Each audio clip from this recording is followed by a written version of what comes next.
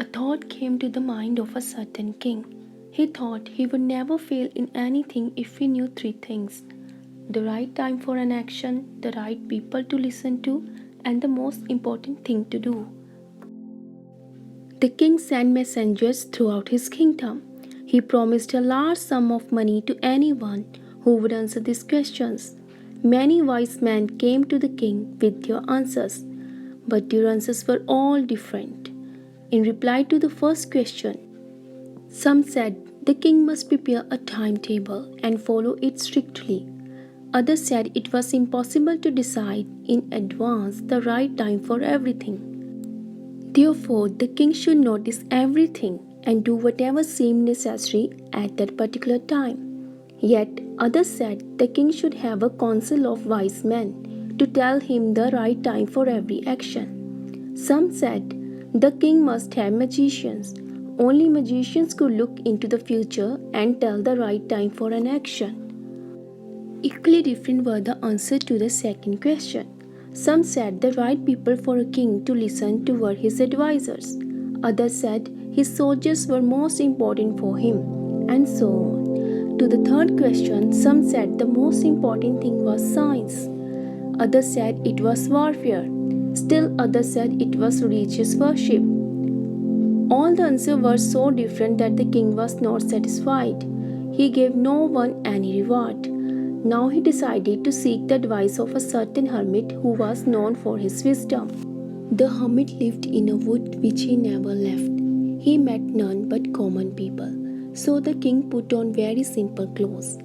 Before reaching the hermit's hut, he got off his horse.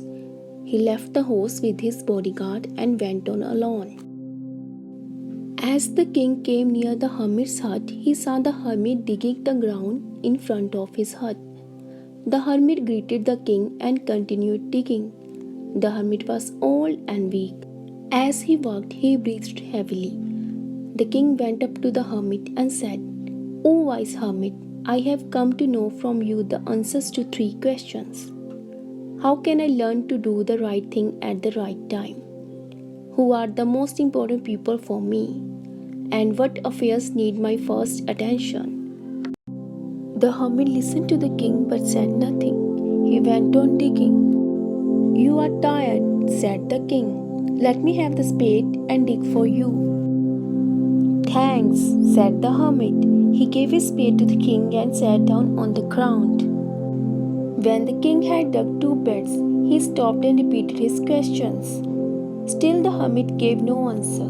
He stood up, stretched out his hand for the spade, and said to the king, "You can rest for a while and let me work." But the king did not give him the spade. He continued digging for a long time. The sun had gone down behind the trees. At last, the king stuck the spade into the ground and said, "O wise hermit, I came to you to know the answers to my questions. If you have none to give, please tell me so. I will go back home. It is getting late." "Here comes someone running," said the hermit. The king turned round and saw a bearded man running towards them. His hands were pressed against his stomach, from which blood was flowing. When he reached the king, he fainted and fell to the ground. The king and the hermit removed the man's clothing and found a large wound in his stomach. The king washed and covered the wound with his handkerchief, but the blood would not stop flowing. The king dressed the wound again and again. At last the bleeding stopped. The man felt better and asked for something to drink. The king brought fresh water and gave it to him. By this time the sun had set and the air was cool. The king and the hermit carried the wounded man into the hut and laid him on the bed. The man closed his eyes and lay quiet. The king was feeling tired by the day's digging. He lay down on the floor and slept all night. When he awoke, he saw the bearded man looking at him. "Forgive me," said the bearded man in a weak voice. "I do not know you, and there is nothing to forgive you for," said the king.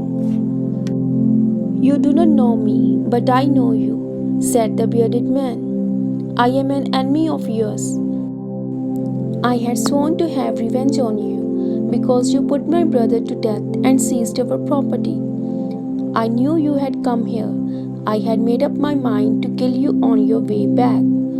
But the day passed and you did not return.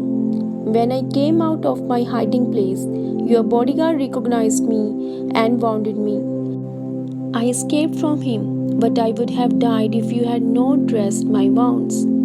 I wished to kill you, but you have saved my life. Now, if I live, I will serve you as your most faithful servant. Please forgive me. The king was very happy to have won an enemy so easily as a friend. He forgave him and said that he would send his own doctor to look after him. He also promised to give him back his property. Leaving the wounded man, the king went out of the hut. He looked around for the hermit. Before going back, he wished once more to ask the hermit for answers to his questions.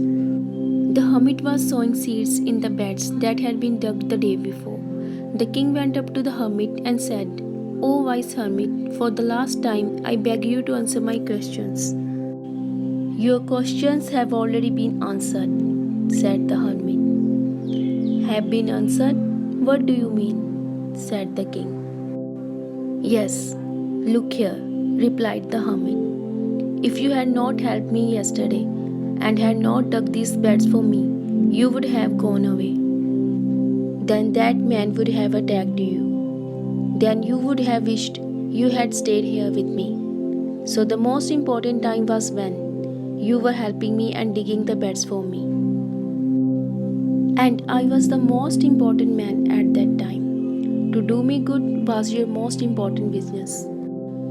Later, when that man came running to us, the most important time was when you were nursing him. If you had not dressed his wounds, he would have died. You could not have won him as a friend. So he was the most important person at that time. What you did for him was your most important business. Remember then, there is only one time that is important.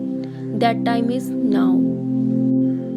It is the most important time because it is only now when we have any power to act.